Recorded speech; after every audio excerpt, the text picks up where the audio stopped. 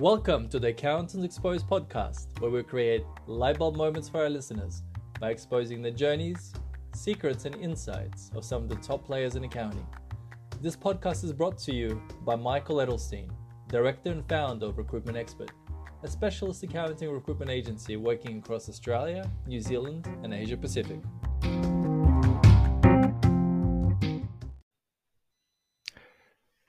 Today I had the great pleasure of speaking with John Knight, founder and managing director of BusinessDepot, a medium-sized multidisciplinary firm based in Brisbane that's rapidly growing across Australia. We discussed everything from advice for young accountants, including the fastest path to partnership, John's recruitment strategies, most effective marketing tactics that he's used to grow his brand awareness, EQ versus IQ for accountants, and the impact of different team structures on productivity and morale, amongst many other topics of interest. It was a highly informative session, so please enjoy.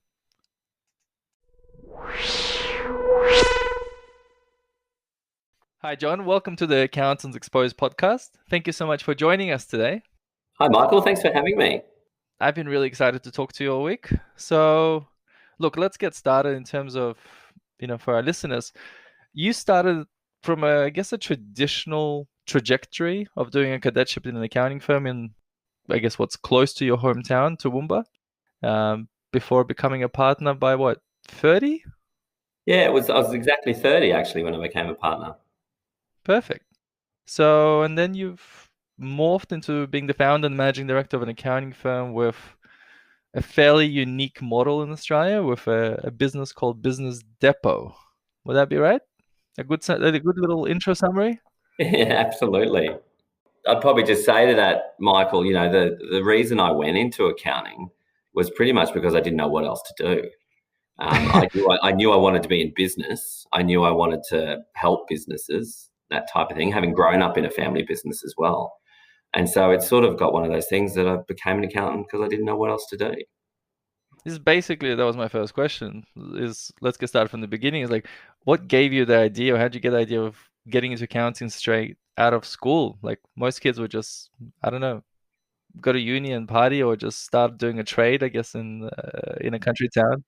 I did 2 years of uni full time, and then I went into a sort of an undergraduate role, I suppose, in Toowoomba. Okay. So it wasn't straight out of high school? No, I wasn't straight out of high school. So yeah, I got the 2 years of uni out of my system, I suppose, and then I just wanted to get on with it. And in hindsight, I think that worked really well, and I strongly recommend it to actually be concluding your study while you're doing some work. Things tend to resonate or land, I suppose, a lot better when you're actually doing it in real life, as well as what you're learning at the universities. But how did it come about? Like, instead of, I don't know, working in a cafe or just partying and doing some odd-end jobs, or working in a bar and picking up girls, why go into a cadetship? Oh, probably just because I was impatient, Michael, to be completely honest. I just wanted to get on with it. And so I just put myself out there, did some work experience, which straight away, I never left the work experience, I suppose, and went straight into the cadetship. Okay. That makes sense. Look, I can definitely relate to it. I was probably the same. Did you always know that you're going to make it to the top and become a partner? Like, once you got into the groove of accounting? I probably always knew I'd want to be a business owner, whether it was a business owner of an accounting business or some other business. And again, that probably comes back from my family upbringing, in that, my dad was the local Sparky, and I literally was born in the town and brought home to the business, which was also where the house was. So, I never knew anything different other than living in the house that also had a shed, which was where the business operated. And so I remember, waking up to the fax machine in the morning, or the boys pulling up in their work utes in the morning, and that was just normal. And I don't know, on reflection now, I probably didn't attribute the reason for wanting to help other businesses because of my upbringing. But in hindsight, I think that's exactly what it was. I think, having seen what my parents went through in a family business, I wanted to help all those other family businesses out there achieve whatever it is they were trying to achieve. How'd your dad react to becoming an accountant? Yep. Yeah, he still reminds me that I should have taken over the electrical business. often describe myself as the disappointing son who didn't become the electrician, because that was an era when the family business and the succession was pass it down. And look, it was a very successful business. It would have been a great business to operate, but there was no way that I was going to stay in that little country town. Does he still feel the same way, the disappointed son, or there's a bit more pride now? I think he still has a little jab every now and then. Did he become one of your first clients, or was he like, Yeah, he no? did. Yeah, he did, and Okay. still is. And look, you also did a commercial stint in London as a financial controller. Yeah. Having been on both sides, did you quickly decide that commerce wasn't for you? Yeah, I did. Yeah, I did my couple of years overseas in a commercial environment. And look, every accountant goes through that sort of Mm, decision-making process at some stage as to whether to change from practice to commerce. And how I would describe it, I suppose, is that I don't like being on the other side of the desk. I don't like being sort of the support in a business. I want to yep. be the business. I want to be dealing with the customers. And I just purely think I would go nuts working on one business or one company all day, every day. I love the variety that practice gives you. I love the relationships that practice gives you. And I love being able to actually just help the humans that are Mm, running these businesses. And that's probably why I remained in public practice. okay. Because I was gonna say, I know you, and we'll touch on that a bit later. I know you're big on like MBTI profiles, etc. Myers-Briggs, that is. And I Yep. think from the research I've done, you're an ENFP. Yes, correct. Good research. Which is not a typical, well, I guess accounting is not a typical profession for ENFPs. No, it's not. Um, but it makes sense that your whole focus is the human connection, which is an ENFP thing. So yeah, that's what I was going to say. Like, I wanted to hear that story about how you got into accounting, which is very atypical because it's very process driven and very repetitive. Although the way people imagine that anyway, which I don't agree with, but um, Given I am an ENFP, I think that makes me in a great position to help harness the power of all the classic accountants that do work at Business Depot, and lawyers and other service providers as well. But if you were to pick one of the Myers-Briggs personality types that more typically suited an accountant, it is the exact opposite of ENFP. exactly. It would be an ISTJ. And we have lots of ISTJs, don't get me wrong. And we probably don't have as many ISTJs as we used to. But that's, I suppose, because I can still connect with them, I think I can help them be the best accountant for the customers by bringing my ENFP traits to how we run the business. Did you have to, I guess, harness any other skills or develop other skills to kind of, because accounting traditionally would go against your grain of Yeah. ENFP and all about being all about the human connection, but you still have to do your tax returns, especially in your junior parts of your career. Yeah. How'd you go about fighting the grain? Yeah, I don't know how I did it in the more junior sort of part of my history. I suppose I think I just buckled down, and I suppose I always probably was somewhat of a wanting to be a high achiever, that I just got the job done. I was always the one that was naturally going to graphs and being more creative and going deeper Mm, into the story. So I naturally gravitated to some different streams of accounting, like business strategy or management reporting, or I even did a lot of valuations and forensic work there for a while as well. But probably one of the biggest learnings, I suppose, I've had of myself being an ENFP with a heap of the team being ISTJs yeah. is that I had to change the way I presented strategy. I had to change the way that I engaged with people to help us achieve what we wanted to achieve here at Business Depot. Because I was going in there and I was going, here's what it's going to look like. This is the vision. This is going to be amazing. And I was talking all about the feelings and painting a picture of the future. And they're just sitting there and they're just going, how are we going to get there? what's next? What step do we do first? And are we going to get there? And validating it. And so I had to change the way I presented a lot of strategy so that it gave them the steps rather than just paint a picture of where we're going to To get. create that comfort zone. Yeah. Okay. Now, you've become a partner. Well, you became a partner at the age of 30. You started a new firm. You've been in commerce, etc. To a modern day accountant working in practice, or a young accountant, what would you say, or what do you believe is the fastest path to partnership these days? The fastest path to partnership. Well, they're all millennials and they're all impatient, so that's what they Yeah, want to yeah. know. I know what you mean. Well, I don't know if it's changed, to be honest, but it's going to come down to the humans again. And I know I bang on about the humans in business all the time, but if you've got client relationships that are great, if you've got team relationships that are great, nail those, and that's going to get you to partnership, ASAP. Yeah. How do you go about nailing those, though? Well, that's where I suppose the whole investment in the emotional intelligence, not just the investment in the EQ rather than just the IQ. IQ is still absolutely critical and important.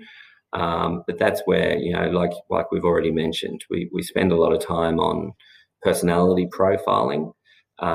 We use the Myers-Briggs personality profile tool. And we use that as much as anything else for self-awareness rather than awareness of others. Yes, it's useful for awareness of others, but first and foremost, it's about awareness of self. Because if you've got an awareness of why you react a certain way and why you do different things and therefore can change the way you do things to get something across the line, then that will enable you to mentor your team, to engage with your clients better than someone who does not have that self-awareness. Mm-hmm. When did you start using it? Like, has it always been a feature, or is it something that's quite recent? I've probably been investing in personality profiles probably for about 10 years. When we started Business Depot, which was about 7 years ago, we've invested a lot of time and effort into embedding that into the culture, I suppose, and embedding that into the DNA of Business Depot. I mean, we've done a whole range of different things to invest in our emotional intelligence. We had an org psych on the books for 12 months, doing all sorts of different workshops and different things like that for us. On trust, we did some of the Patrick Lancioni work. There's a whole range of different things we've invested in, but that personality profiling is probably just that starting point and that anchor for those discussions. Okay. What was the impact on, like, or the outcomes of that for the business, for the staff? Yeah, well, I think it means we can have tougher conversations easier. So tough conversations are always hard to have. But when you've got self-awareness and why something might be triggering you, and you might have some awareness of the other person and what might trigger them, then you can actually sit down and have a better conversation about something that's going on. And that's ultimately what it's about. If you know self and know others better, you can have better conversations. And if we're having better conversations, we're hopefully having more vulnerable conversations, conversations that are anchored on trust, which means we can deal with issues or conflicts as they come up. And one of the simplest things I encourage the team to do is if they're not working well with another team member, then Google, I don't know, ENFP working with ISTJ, something will come out. Print that off, take that into the meeting, put it in front of you, and sit down and talk about it. And the light bulb moments that go off in their head when you have those conversations, and you go, well, John, you came out the other day and you were just talking about all this big picture stuff. All I needed to know was what you wanted me to do. Those sort of conversations can happen and flow so much better. So it sounds like you use it a lot for internal kind of relationships more than anything. Yeah, definitely. And we don't really use it for recruitment. We use it more for teamwork. Okay. What do you use for recruitment then? Or how do you go about recruiting your staff? Because you've obviously grown, and just to give people a bit of background, I mean, it's been 7 years. you've grown what from 24, I think you told me, to about 60 plus now? Yeah, so about 7 years. So we spun out of a larger accounting business that I was an equity partner in at the time, and myself and one other equity partner spun out together with a salaried partner that was there at the time. And so when we started, we were about 2.4 mil turnover and about 24 people. And so we had a running start. Although I often say to people, sometimes it would have been easier to just start from scratch than to actually handle the change over of team and clients over to the new brand. But that gave us a great running start or platform, I suppose, to get going. So since then, we've grown to 60 people in our Brisbane office across all our different services, including legal, marketing, HR, and so forth. And we've got, I think it's about 10 people in the Sydney office, 3 in Melbourne and 1 in Geelong. So how did you go about that, like the growth and the recruitment aspect of it? Because you are people focused, and it's a people business after all. Yeah, well, we've done some things well, and we've done some things really poorly. I think over the 7 years, touch wood, I think we've got the recruitment process a lot better now than what it was previously. And we very much adopt the hire slow, fire fast sort of mentality at the moment. And so the people we've been recruiting during COVID, some of them had 5 interviews, whether it be Zoom or face-to-face. We really have slowed down that whole process. I'm lucky enough to have a internal HR person that also provides services externally.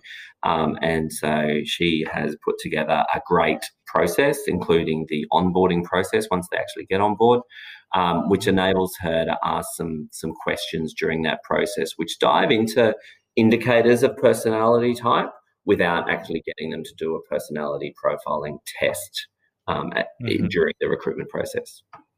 Okay. What does the process look like now? What does the process look like now? Refined it to and perfected it to. Yeah, it's a minimum 3 interview process. So typically there's the first one is with someone within the team that they'll be like the director of that team that they'll be going into, as well as our HR manager. The second one, usually, or then the HR manager will ask some more probing questions. Someone like myself would then go into that as well, so that I get a bit of a feel from. And the third part of the process is we'll introduce them to some other team members, so that other team members get a vibe for the person and they get a vibe for the team to see whether they think that will work together. So you're involved across, like, no person gets hired without you having spoken to them. Sometimes I will only do a 10-minute sort of phone hookup or Zoom hookup, but yes, the plan is to always have me meet everybody at least before they start or before they're offered a job. What were your learnings, I guess, or how has the process evolved? Because you said you've made some mistakes in the past, but now you think you've got it right. What have been the learnings, or what's been the refinement? I think just slowing it down was definitely one of the things that we've done well. The probing questions from our HR manager, I think, are really good to get a deeper insight into the people. And I think having the right people in the room at the right stage is really important as well. So I do think some people were probably hired by someone internally who wasn't directly going to be working with them. And so then when that person came in and they were put in a team, that didn't necessarily work. We have one of the things that's impacted the hiring process is we did implement a production pool strategy a couple of years back. And that's where basically we got all the accountants and we put them into a pool rather than having them broken into different teams with directors. We tried that for a period of time, but we actually unwound that at the start of 2020. And so we're now got people back into crews, and we think that's the right decision as well. And so when we were hiring into the pool, our production manager was hiring these people and just putting them into the pool, and they were just working with everybody. Now that we have crews again under particular directors, we can be more targeted with the people we hire and how they will work with that person or that team. Interesting. What made you, and it's a really interesting point, which I would love to talk to you about, because there are different, as you know, different models in accounting firms. Some are team-based, some are pools. The fact that you tried both of them, does it matter, I guess, on the size of the firm, or is it just one structure works better? Having experienced both, like, what was your learning? Look, I found with the production pool in place, there was not enough focus on the humans. So we found that team members didn't connect to the customers as much because maybe they didn't get that customer again next year. They may not have had the consistency or the follow on of working on that same client all the time. They didn't tend to connect with the managers and with other team members as well as they could to create efficiency within the production process. Mm-hmm. And so by putting them back into crews, we're finding that there's a lot more team camaraderie in those crews, a lot more connection to the customers for a longer period of time. And so far this year, that's worked really well for us to go back. And I don't know, it just feels more under control. So with the production pool, there was always so much work around workflow management and job allocation and all this sort of stuff, but it just feels it's just been broken down into smaller chunks now that are a lot more manageable. When we put the pool in place, we hired what we called a production manager. She's responsible for the pool of people, responsible for processes and templates and efficiencies and those types of things. And I think that was a great move when we had the pool. But we still have that role now, even though we don't have the pool, except their focus has changed. Their focus is to make sure that the teams are still doing things the same across the different teams. So it's sort of just changed her focus somewhat. She's still a production manager. It's just she's got to work on it in a different way. Did you start from day one as a pool, or? No, we didn't. So we did, I think, about 4 years in crews. Then we went to the pool, and now we've unwound the pool again. So what was the impetus to move into a pool in the first place? We were trying to get, look, it probably was driven a lot by efficiency gains. We were trying to get more efficiency gains from the pool of staff that we have, because we could see all this excess capacity in different teams, and we wanted to unlock that capacity for production. Okay, makes sense. And in terms of, I guess, back to the staffing thing, how do you source your staff? Because that's one of the biggest things, especially if look for growing smaller firms that don't really have a brand name, like Business Depot is getting a brand name and it has one already, or your top 30 firms, etc. They've got a brand name. But how do you attract staff when you don't have that brand? Like when you're just starting out and you're trying to, to get decent quality people on board? Yeah, look, I always say, Michael, I feel sorry for the sole practitioner in the suburbs to attract staff, because in 2020, I think maybe it's changed and the employers probably have a bit more power than they did in 2019 and earlier. Because, to be honest, we've struggled at different points over the last 7 years to get good people. And I think that's on the basis that that's while what I thought we had an okay brand in the marketplace. We're in a cool part of town and got a cool office and these types of things. And that's where I go. I feel sorry for the accountants in the suburbs and the smaller practices, and how do they attract people? So we do have a bit of a process we call bench, where we sort of have different people in our mind sitting on the bench at any point in time that if a role comes up, we'd want to target them. But we do use recruiters as well. And in particular, we do a fairly strategic recruitment process, mapping the market to see who's out there, and approaching them. Okay. So the people that get on the bench, how do they end up there? They end up there just through some sort of contact. So the whole office has the opportunity to put somebody on the bench. If they go, this person would be a great person, they'd be very depot at some point in time, and we just sort of park them there. A lot of them probably come from myself and the HR manager. We sort of have these people sort of in the back of our head at different points in time that we'd be willing to sort of try and get on board. And, sometimes people come back around. We weren't able to get them 3 years ago, but now we might have been able to get them. And so that's something we'd like to spend more time on in the future.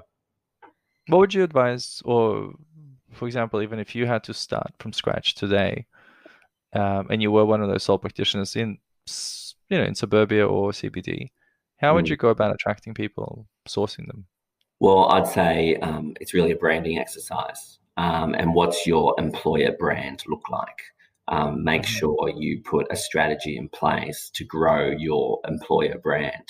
And so that tends to be a bit of social media. I mean, Instagram, we sort of have sort of earmarked as a bit of a employer brand sort of profiling area where we show what it's like to live and work at Business Depot. Hmm. Um, and that's what I'd encourage anyone else to do. Don't forget about your employer brand. What do you look like? Because if you can't attract these people, it makes it incredibly hard to deliver these services to our clients. Definitely. Um, Now, as a partner, I guess, at one of the top 30 firms before you moved on to Business Depot and started that growth story, and I imagine there'd probably be quite a few partners in a similar situation. Like, how do you know when it's time to move on, or what's your advice for navigating that decision and looking at your options, especially for young people entering into partnerships, Yeah. how do they know when, A, whether they should even be there, B, when to get out? Yeah, I mean, I always tell the story as to why I left was I found myself sitting around the boardroom table and no longer contributing my ideas. I we talked about my personality type of ENFP.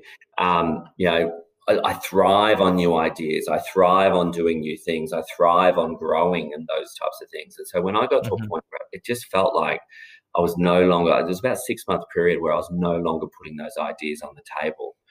And I don't know why I wasn't putting those ideas on the table. Maybe it was because I just got sick of them saying no to them or something.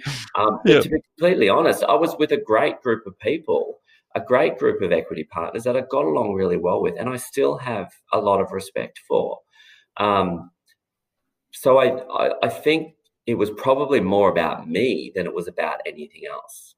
And so just like when I sit down and talk to someone that comes in here and they want to start a business, one of the things that I knew I just probably internally wanted to do at some point in time was create my own brand, create a Mm. new brand and have that opportunity.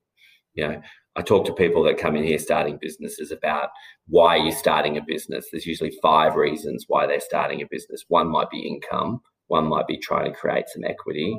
The third one, which is the most popular answer, is control, just looking for Mm. control. The next one we talk about is flexibility or balance, or maybe it's better described as choice. And the last one is passion, as in like you want to actually solve a problem. And I find control is the number one reason why people start a business or buy a business. And, when you go through an economic crisis, like in recent times, um, there's usually a huge spike in the number of ABNs that are out there because Mm. people thought they were in a secure job. Maybe they were made redundant or maybe they got their salary cut or something or other. And they go, well, I might as well do this myself. And then I get control as a side benefit of it. And so I would suggest that control was one of those internal reasons that I wanted to create Business Depot, because I wanted to try and have some control over what we're creating, how we're treating our staff, how our brand looked into the market, and that type of thing. And of course, I wasn't alone. I had other equity partners at that point in time. But they definitely gave me the freedom, I suppose, to create my vision. Okay. And what was that vision? Tell us a bit more about that. Yeah, well, as an accountant, I always challenged, or I always questioned, sorry, how much a customer would lean on us for advice on their business. Hmm. And so what I wanted to create was instead of XYZ chartered accountants that's trying to be more proactive, trying to be more innovative, trying to do things differently. I wanted to flip that upside down and first and foremost, just create a place for people to go to. And it Yep. just so happens that accounting is one of the services that we provide and will solve some problems. We'll also provide legal services and that'll solve some problems. And so that's why by turning that upside down, it really changed, I suppose, what we were putting out there and hence the place, Business Depot, Definitely. a place to go to solve whatever problems you've got And again, it just so happens accounting is one of those problems. And accounting is still our biggest service that we provide. Still the bread and butter. Yeah, and I think it always will be because of the recurring nature of the relationships. They keep coming back, and the insights we have on people's businesses. But our lawyers will have relationships with customers that aren't accounting customers as well. And so when they bring in a relationship and they're the trusted advisor on that as well, then that's just another branch to the tree as to how those clients come in. So that was the vision: create a place for people to go so they can make their it happen, whatever their it is. How do you go about selling that vision for, well, I guess, look, you back to those 24 people that came on board. Imagine UHY was the firm, so traditional tax returns, et cetera, et cetera. Selling them the journey of, guys, we're not just going to be doing tax returns. We've got digital marketing, we've got legal. You'll also be hanging out with some startups in the breakout room from our co-working space. How do you sell that journey and the vision for them to come along in such big numbers? Well, you've just got to paint the picture, don't you? Look, and I did a lot of preparation in how to sell the concept, I suppose. And look, when we told our team what we were doing, I was ready to go. I had the brand already done. I pressed go live on the website, which was just a cheap sort of website just to have something up on that day. And so we brought them into the boardroom, and I literally pulled up the banner and showed them the logo.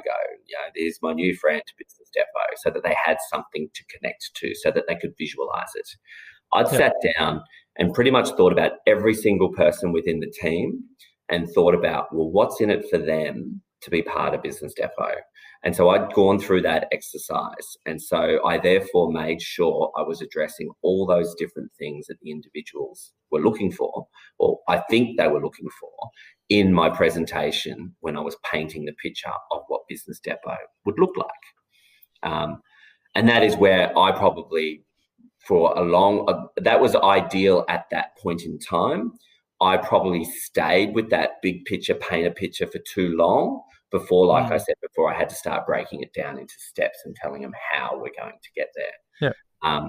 And that's a step within our recruitment process for senior people that come on board now is, yes, we paint the picture during the process, but when they come on board, we actually do, this is what you'll do in the first week, first month, first 3 months, first 6 months, 2 years, 4 years, what it could look like, and literally putting it into those steps so we can see how they will grow.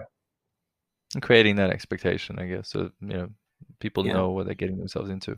Okay. Which is all it's just communication, isn't it? It's just transparency. How many of those original 24 are still with you today?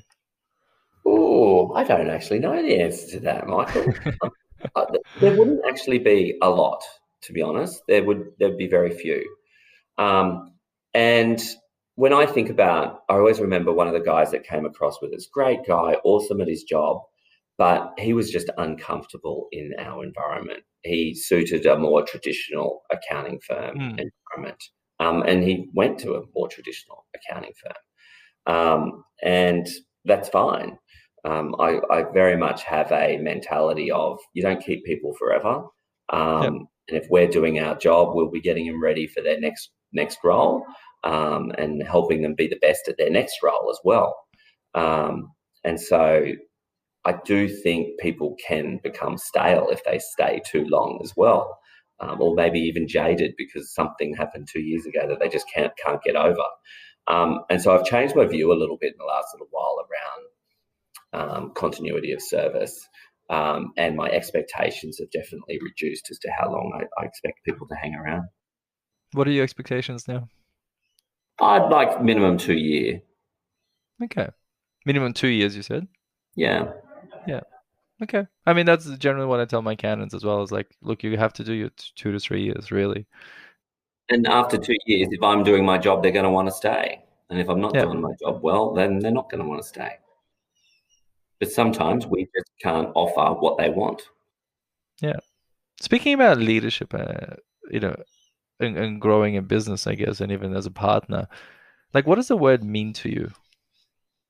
Leadership? Yeah. What does that look like, or the attributes? So leadership for me has a big element of empathy, caring, looking after the humans as much as looking after the goals and the strategy. And I think one of the most important parts of leadership is that self-awareness piece, self-awareness and empathy for the people. And so I think, goals and strategy is one part of leadership, and how do we get there? But the other part is the human part, and how do we connect them together so we can make it happen? Okay. So why do you think some people follow some leaders and don't follow others? I think people follow the leaders that they want to, that they wish to be like. Like if you think about the leaders that people look up to, I think that is a sign of what you think of as a leader, or what you think a leader should be. So I don't know, if you said Barack Obama was a great leader, then his traits is what you interpret leadership to be, in my view. Okay. So for you talk a lot about empathy and caring and then the human side. What does that look like day to day in your business, as part of your leadership? Yeah, so one of our, we call them our That's Depot statements, which is one of our value statements, is to give a shit. And so that is giving a shit about yourself. It's giving a shit about your team. It's giving a shit about the business. It's giving a shit about your customers. So I like to see give a shit in everyday life at Business Depot. If you see someone not having a good day, you ask them, Give a shit. are you okay? If you see someone that is stressed out, raise it with them. And I suppose that's part of what we're trying to say, is by having empathy, by caring for each other, then we're going to see on a daily basis people looking out for each other. Yeah. Okay. Now, growing or tripling your business over the last 7 years, what have been some of the biggest challenges or pain points in the journey to date? Well, growth can be the pain point itself. When you go through those fast growth, high growth sort of phases, that can almost kill you, or kill the business. If you grow at the top end, if you grow from a sales perspective, but you don't have the growth in the capacity, then, sooner or later you're going to come unstuck. And we've had different periods where we've been through high growth and nearly burnt out as a human, as a leader within the business, to get there. And so, I don't necessarily set really high growth expectations anymore, because I don't want to just strive for that top line growth. It has to be growth in the overall capacity and capability of the business, so that we can actually deliver on what we're promising out there. But what have been the biggest pain points to date? Where have you guys struggled? Yeah, pain points or challenges. People. Yeah, people. Getting the right people, recruiting the right people, recruiting the right managers that want to have customer relationships and still do the work. They undoubtedly have been our biggest roadblocks. And the third one, I'd say, which is another people one, is having some wrong people on the team that we didn't have the tough conversations with sooner. Okay. You said high, slow, fast. How fast is fast? Probably not fast enough, to be honest. Probably could still do that faster. Look, we don't fire too many people, because we tend to come at it from too much empathy sometimes. Like one of my failings is that I probably try too hard to please people, or try too hard to make it work with that person. But we've probably, I think we've probably moved on from that a little bit these days. Okay. So what's an appropriate amount of time? 3 months, 4 months, 6 months? And you're when do you know? When do you actually know?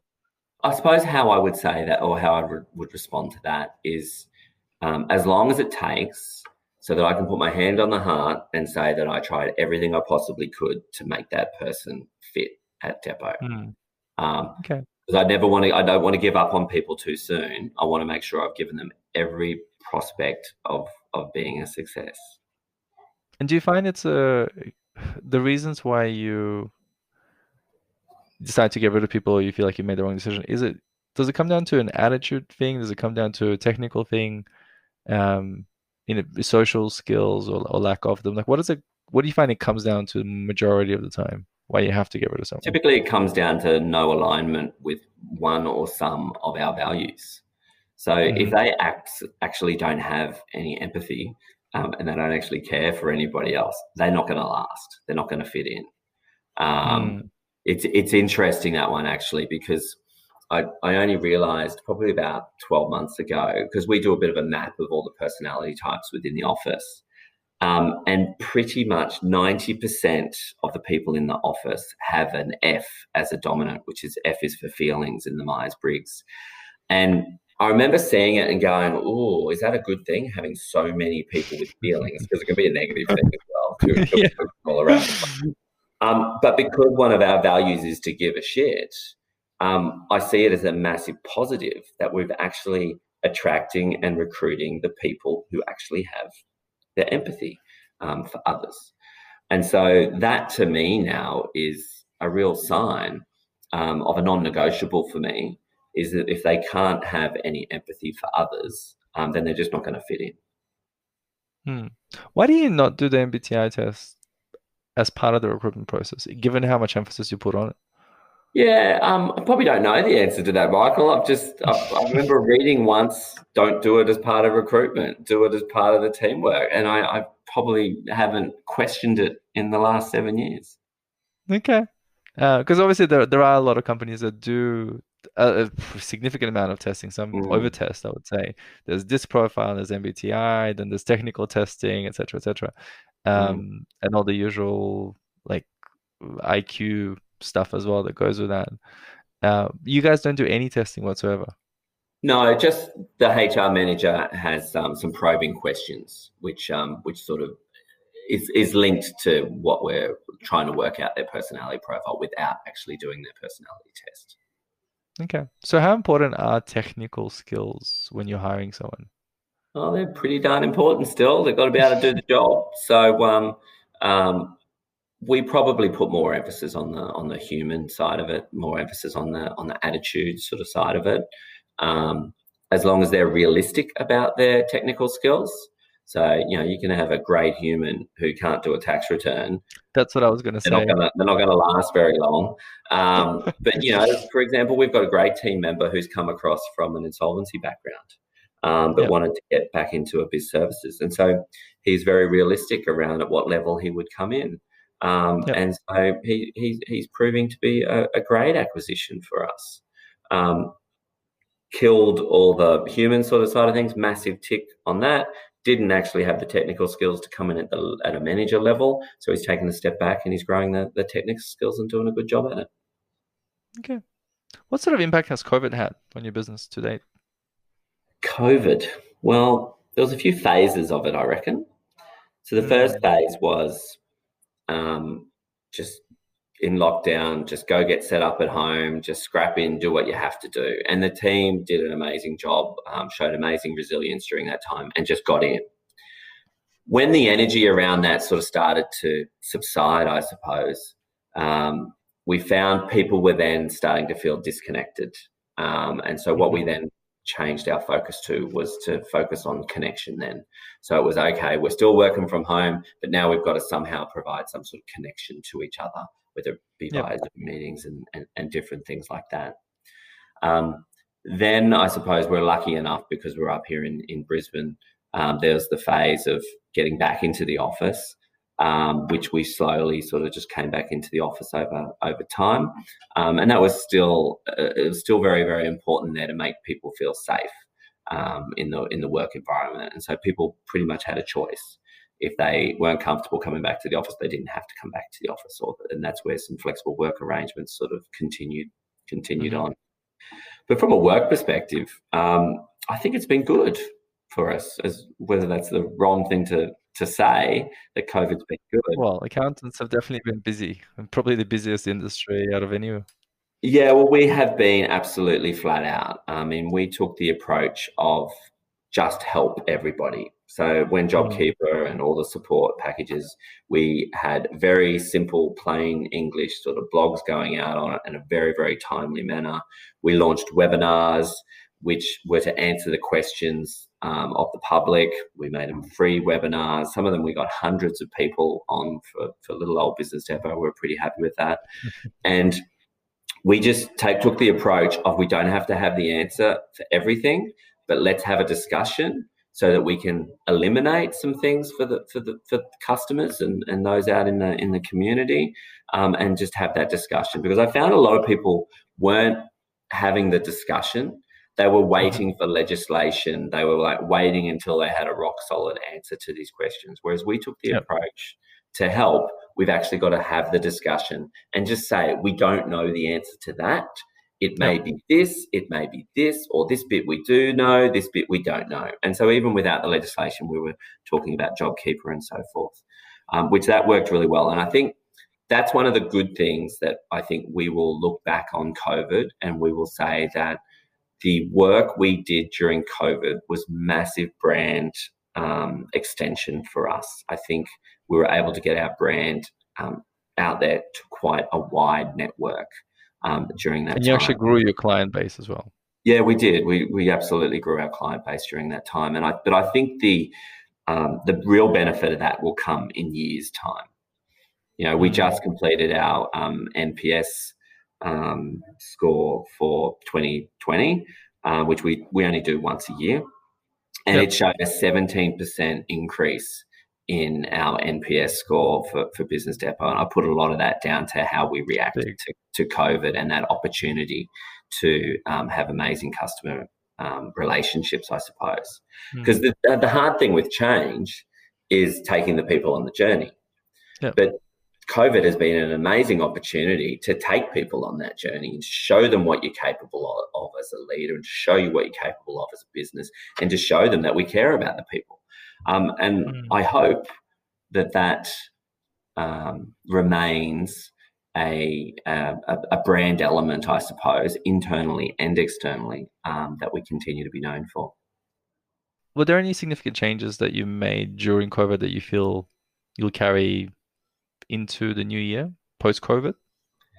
Absolutely. I mean, the flexi working, we always had flexible working, but it's just gone to a whole new level. And that will continue. Naturally, more online sort of meetings instead of hopping on a plane. I think that's naturally going to continue. And some of the marketing and brand things we've done, I think we'll continue with some of those themed things as well. Okay. What do you attribute such fast growth to? I mean, like a typical accounting firm would, is happy with their usual 3 to 5% growth every year. You've tripled, and probably continuing to grow. What were the biggest aspects or things that you can attribute that to? I'd probably say our investment in marketing and brand. Now, I say that not because I'm saying that the marketing is why we grew, because there's no point having great marketing and then not being able to deliver. So that delivery and production is still absolutely critical. But if I compare to maybe others within the industry, I think we would have invested a lot more in marketing and branding. And that's my passion. Like, I love the marketing and branding sort of side of things. And so because we invested so much in our brand, I think that's been one of the reasons why we've been able to grow at a fairly significant rate. We also made sure that we had something to say, that we wanted to say something out there. We wanted to say something different to everybody else. We wanted to be known for that. And there's no point just marketing ourselves as, another accounting business that just happens to have a legal business and some other services in there. We had to make sure we were standing out from the crowd. Now you obviously you've mentioned and used the buzzwords marketing and branding a few times now. Being accountants and an accounting podcast, so we could actually grasp onto something. If you had to look at your most or your best ROI marketing branding kind of strategies, what would you say they were? I'd say our events. We've always done a lot of events, face-to-face events. not so much in 2020, but we've always done a lot of events. And so we started events from right at the beginning of Business Depot, and they were free events. I think the initial ones we did, we themed Depot X, so a bit like TEDx, 3 speakers, 15 minutes each, short, sharp, on something about their business or something about their area of expertise. And they were sensational. It had variety of speakers. It was insights, education, expertise. But more importantly, it created a community of people that came to those events. And so people were And this was bringing for your friends. clients? It was just open to the public at large. So clients, contacts, community. And so created this opportunity to bring people into our space, to create a community. People were bringing their friends along, others in their network along, because they thought one of those 3 speakers would be interesting. But then you just happened to be able to show them 3 topics, and maybe they learned something from the 3rd guy, even though they came for the 1st guy. And so Who they organized all of this, though? Sorry to interrupt you. Who organized? Like, did you bring on a marketing person from day one? Yeah, we did. We had a marketing coordinator from day one who helped us out with that. Okay, and she would organize the events, the speakers. Yeah, well, I'd pretty much organise the speakers. I would be like MC, pretty much. Okay. I'd connect the conversations. I'd do a lot of the drafting of the topics and different things like that. But they grew so fast that we had to do a bigger scale one off-site, which was always a bit of a big, hairy, audacious goal for me as well. And so we turned them into Depot Next, which was all about what's next in business, what's around the corner, technology, innovation, those types of things. And we took them to an off-site venue where our biggest one had 500 people RSVP to. They did not show up, which was a good thing because they wouldn't have fitted. But we took it to a bigger scale event, and that just created even more community connection, more people bringing other people in to meet our brand. And so we've done a whole range of different events, but they have absolutely been an anchor within our brand. Okay, so that's your biggest ROI, you would say? Yeah, from a brand perspective, now brand's a long-term ROI, isn't it? It's not a direct, what work did we get out of that? We would get back from one of those events and we go, oh yeah, I've got to talk to such and such who I was having a beer with, and he was talking about this. We would get that, but the bigger benefit was the long-term brand awareness that we created. Okay. Any other strategies, or in particular, like, I guess I'll rephrase that.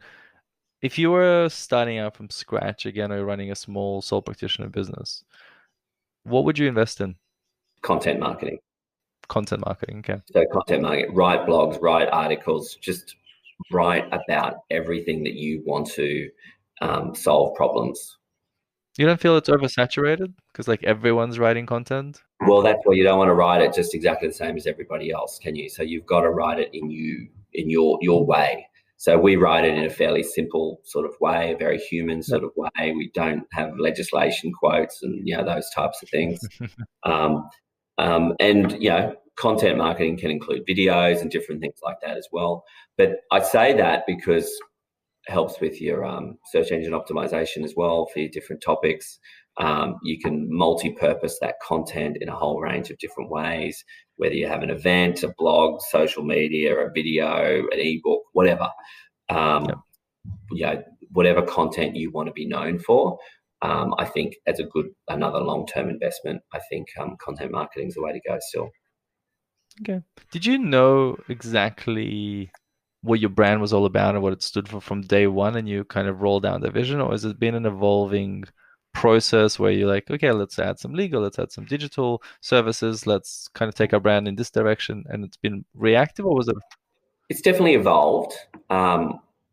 What I presented 7 years ago was we probably achieved more than that already. For example, the original plan wasn't to have a legal practice. It wasn't to have a financial planning business in-house. They were 2 things that at the time I was specifically saying we're not going to do. But Why? Opportunities presented themselves. Why? Well, because referral partners and because we thought we had enough else to do. But what happened was people were coming in here. We were calling ourselves Business Depot. They had business legal problems, for example. And so we were naturally working with one particular lawyer more and more and more. And so, well, you may as well come in-house, and that's what he's done. And how did you deal with the cannibalization, I guess, of the referral partners then? We were just upfront and we were open with them. We'll say just because we've got legal in-house doesn't mean we're going to give all our work to that particular party. We're very clear as to what our in-house legal were good at. For example, they only do commercial legal matters. They don't, buying, selling a business, mergers, acquisitions, bit of IP protection, bit of estate planning. But what they don't do is they don't do litigation. They don't do insolvency. They don't do family law. So probably stopped getting referrals from a couple of law firms, but the value of having that in-house well and truly offset that. And your I guess your model is, when you talk about in-house, are they part of the equity? Are they just joint ventures? Are they just associates that share an office with you? It's a separate entity, but yes, there's an equity player within the legal business, if I use that as an example. And so it's a separate entity that we have some equity in, and they have some equity in. Okay. And that's the case across all the different service offerings. Yeah, some of them sort of start in just the accounting and advisory business, I suppose. In that there might be like our broker, for example, was just employed within the accounting business in the first instance before that broker went into its own sort of entity at that point. Yeah, so we okay. sort of use it a bit like a nursery, I suppose, for business ideas or service ideas. So what are your plans for the future? What does the next 7 years look like? Yeah, well, about 18 months ago, we entered into our first, what I describe as license arrangements. So our Sydney, Melbourne and Geelong operations are under a license arrangement. And so it's actually worked quite well to use those three very different situations to sort of test the license model. So the big, hairy, audacious goal, I suppose, is to enable other accountants to be a multidisciplinary service provider, which many of them want to do, to help them with their front end, being their marketing and their branding, and they can leverage off our marketing and our branding and help them with the back end from a systems, technology, efficiency sort of perspective. So the future, if all goes to plan, would be the big, hairy, audacious goal of 30 licensed offices around Australia and New Zealand. I love the idea of enabling a regional accounting business to provide a higher caliber of specialist advice, whether it be within the accounting side of things or in some of the other service offerings as well. Okay, so global domination, but was the licensed approach was the license approach always part of the vision? No, it wasn't. It's something that has come out of different discussions with other accountants. So the original plan was just Brisbane, basically, central. Yeah. Okay. And look, another thing that you touched on before was, burnouts, etc. As someone who's been a partner in a top 30 firm and now a managing director of a fast growing business, how do you make sure you don't burn out? Like, how do you balance fast growth, especially? And I think this is the problem in our industry. It's very client centric, number one. So you always got loads of deadlines and expectations. And then it's very people centric in terms of it's a service business. So your assets are your business. It's not like it's not an online business, not a drop shipping thing.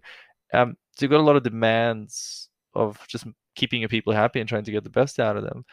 How do you make sure you don't burn out and, have a family and like mental health as well?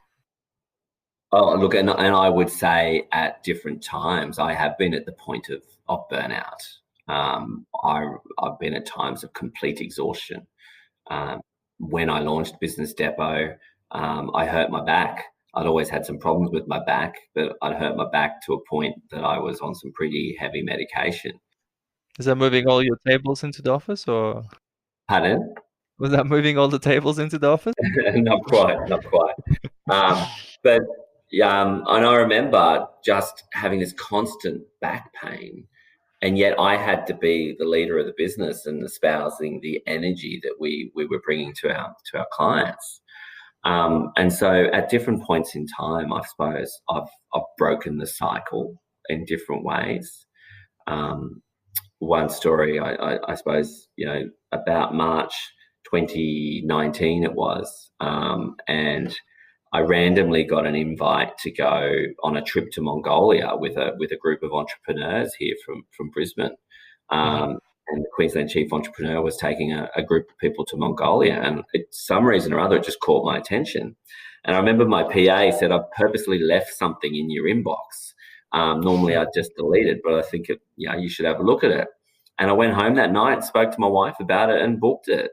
And it was an amazing way to take myself out of my comfort zone, to go to a foreign country that sounded quite exotic, that we spent time with the nomads, with a group of people I did not know, climb mountains, exercise, that sort of stuff. And that was an amazing catalyst for me to break the cycle of burnout that I was in at that point in time.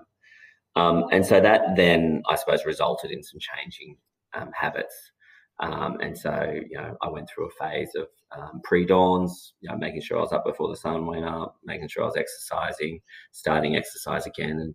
And now and only recently, I've focused on losing some weight, fixing my back, and I've probably physically fitter now than I've been in probably 20 years. And there's no doubt in my mind that physical improvement has an impact on my head and how I lead Business Depot. Okay. Do you do anything else? Like, do you still plan trips to get away, or is there anything else that you do besides the exercise and the the health aspect?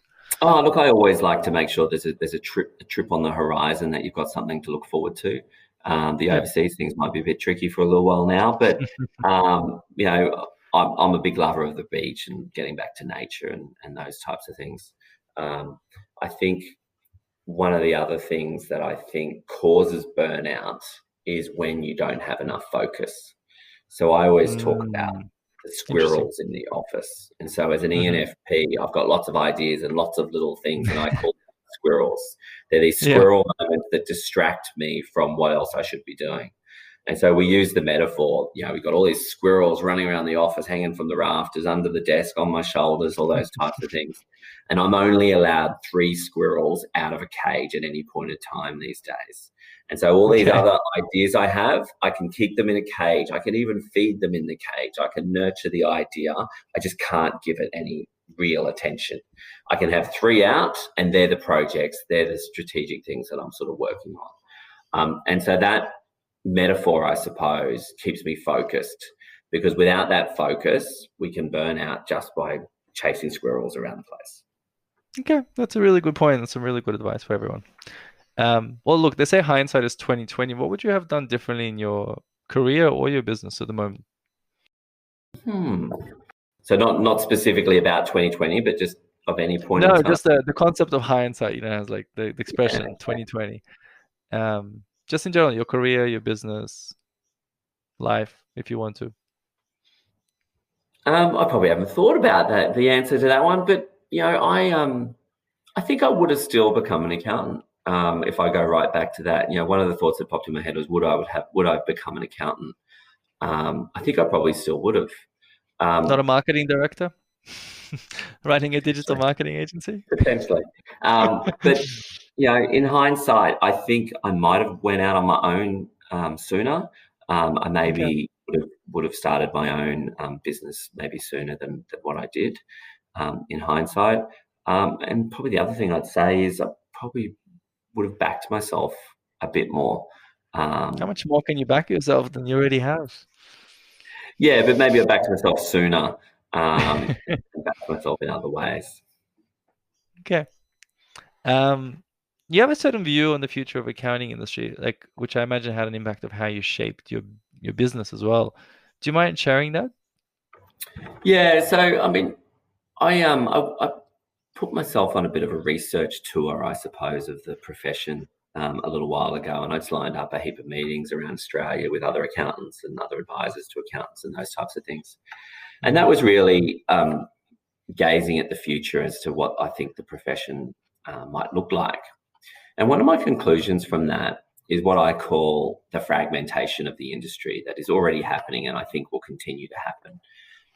And so the fragmentation is, it's so easy for someone to go and set up their own shingle, cloud-based technology. And so I can see we're getting more and more new accounting businesses, even though they might be smaller accounting businesses. And I'm seeing more and more of these sort of spattered around the place. And I think that will continue. It's a bit like the gig economy. And it's easier to go and do your own thing in your own business. But one of the things I see within the industry is those people who are on their own in those small businesses, I think potentially cap out at a point in time. And when I say cap out, they might cap out with the size of business that they can work in, or the specialist advice that they can provide, or maybe if they cap out as a human, in that they get to a point, maybe 7 years or something or other, and they go, what am I going to do next? I need some change in my life now. What's next for me? And so I think there's going to be this point where a lot of these sole practitioners that have gone out on their own might potentially cap out.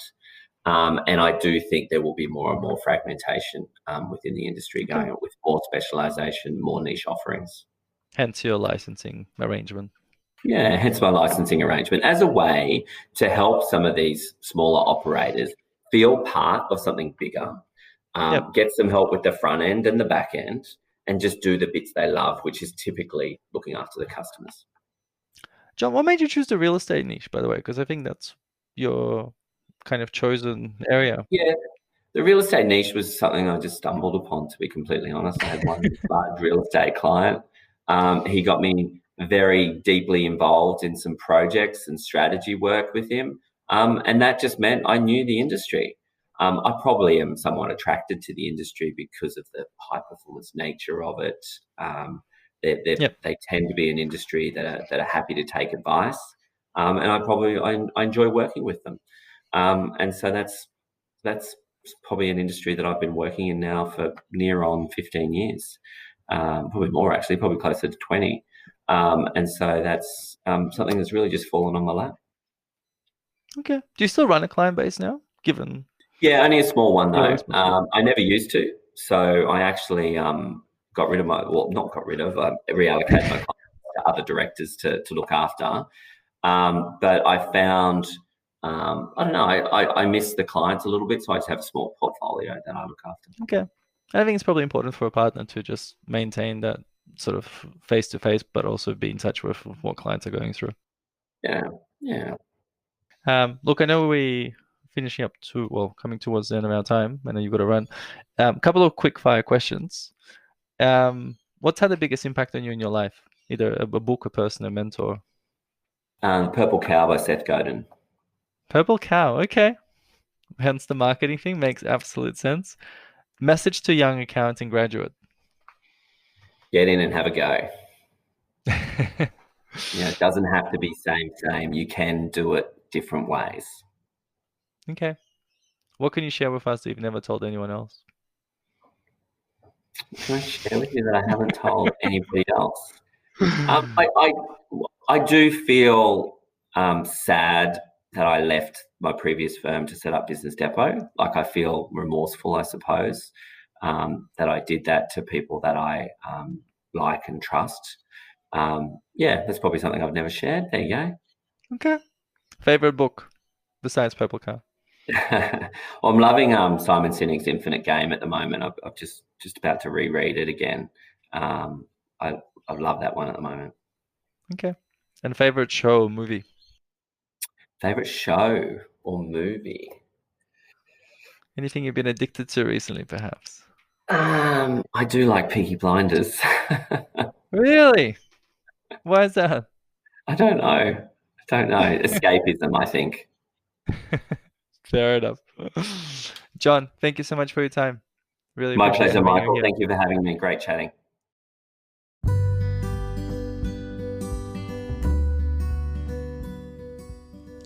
Thank you for tuning in, and hope you enjoyed this episode. Please like our podcast and share it on LinkedIn, Facebook, Twitter, or wherever it is you hang out, so more people can benefit from these speakers. Also, please subscribe on our website so you get all of our latest episodes. And if there's anything else I can help you with, or you have speakers you'd love to hear from, or some feedback about the current episode, please feel free to send an email to michael@recruitmentexpert.com.au. Until then, take care, and I look forward to connecting with you in the future.